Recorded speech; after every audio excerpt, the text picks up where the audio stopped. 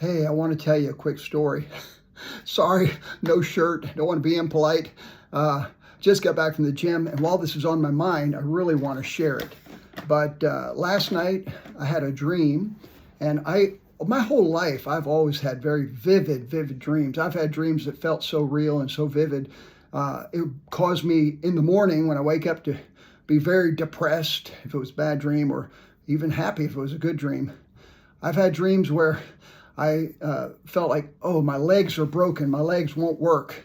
And so when I wake up, the dream seems so real, I jumped out of bed and ran around just to make sure my legs are still working. But like most everyone on the planet, most of my dreams I don't remember.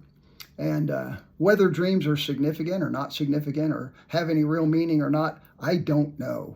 There's a huge field of study out there about that topic. But anyway, just this particular dream, I feel compelled to share it briefly. The dream began, I was at a party somewhere, and there was a lot of people there, a lot of noise, a lot of commotion. It was a happy situation. There was nothing negative or sad or scary about it. Everybody was having a good time. And it was at a normal house. I think it was like an American style house. The house was right on the corner of these two roads in a neighborhood. And there was a grassy front yard. And somehow, as the dream began, I'm out in the front yard and the party's going on. And suddenly something drastic happened, like a flash or a lightning bolt hit or a panic attack or whatever. I don't know, it happened instantly. And you've heard of people who have talked about near-death experiences where they literally came out of their body and they're looking down, they see their dead body on the ground or on a table. Well, suddenly I saw my body laying on the ground in the yard. And I was standing there looking down at my body, and I was fully dressed, and my body was not, but it was like there was these papers or something flapping around, kind of covering the body a little bit, but it seemed totally obvious to me that that body was completely dead. And it was 100% me, looked exactly like me. It was me. I knew it was me. But at the same time, I'm standing there fully alive looking down at this dead body. And it wasn't like I was a spirit looking down at this physical body, because then in my body with clothes on and everything, I'm interacting with physical things, talking to people. Nobody at the party seemed to interact with me in any different way. So the only difference was now suddenly, after this flash or this trauma or this panic attack or whatever it was, boop, there's this dead body laying in the yard. And so I continued to interact with people at the party, and I could eat, I could drink, I could touch people, but there's that dead body in the front yard, and nobody seemed to notice or care or see that that dead body was there. And so then the next part of the dream, I'm back home, and I'm back at my house. I think it was the house I grew up in, and I'm there in my bed sleeping, and I have a dream. A dream within a dream. And so in that dream, I'm looking back now at the party, and I'm looking from another angle at that body laying in the yard. And all of a sudden, coming down the road is this guy on a motorcycle. He's like your typical Hell's Angels motorcycle guy, leather jacket and chains and gnarly beard and a funky motorcycle helmet. And rather than going to the street corner and turning there at the corner, he cuts across the yard on his big Harley motorcycle. And as he's driving across the yard, he's tearing up the grass and kicking up the dirt, and he rides right by where my body is still laying. And I'm looking, and he doesn't run into the body or tear it up or do anything to it, he just runs by it. But I can look, and that body is obviously still alive. You know, when I had the experience at the party, I thought the body was dead, and I just left it behind, obviously. But there it is, laying on the ground in that yard. The leg is kind of twitching and moving a little bit, and the body is breathing. So I wake up from this dream within a dream, and I'm in terror. I am screaming, I'm crying, I'm begging, I'm waking up everybody in the house. we've got to go back to where my body is. It's still alive and it needs help. We've got to get back there. And I was absolutely like a child, panicking and tears and sobbing and like a crazy person. And so I'm telling the people in the house, this insane story about how I left my body behind. And like, well, you have your body with you right now. But there's another one. I don't know how it happened. My body is there in that yard. Please, please. And I'm begging, begging, begging. And there's this lady in the house, and she's like the mother figure. She's not the mom that I remember in real life. She's not my mom, but she's a mom.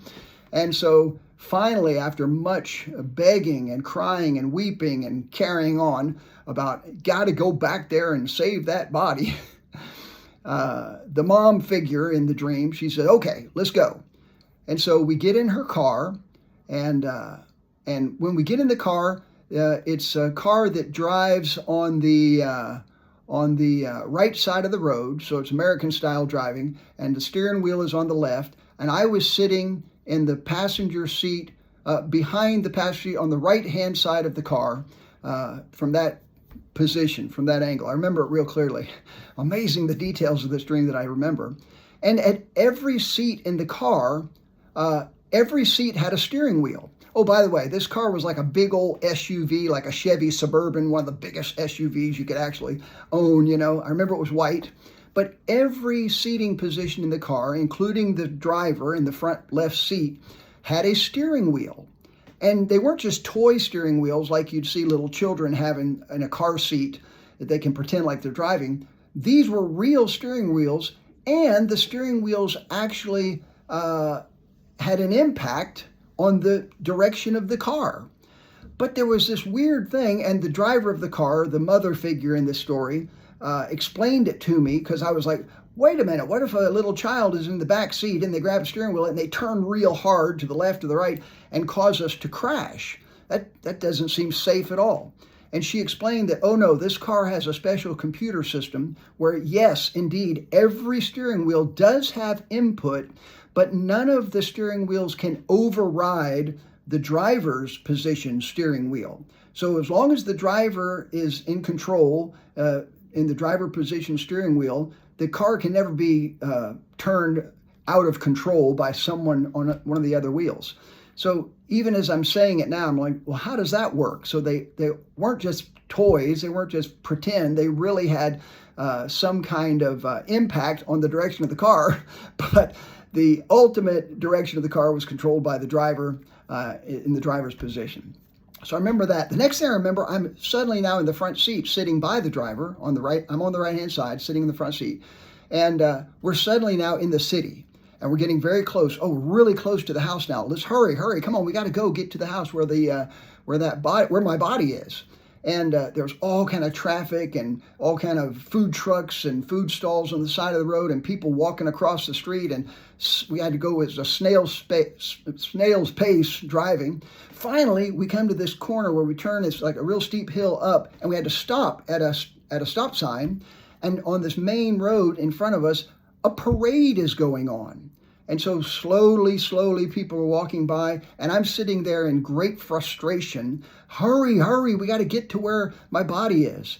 And so as we're waiting there, as the parade's going by, boop, boop, boop, there's the end of the dream. So it just ended, like many of my dreams do, without any resolution, without any answer, without any, this is the climax of the story. They're just frustratingly in the position where we're going to find out about this body, maybe solve the mystery, if there really is some kind of mystery, I don't know, and then it just stops. So that's a dream I had. Want to share it with you, and I've done that in less than 10 minutes.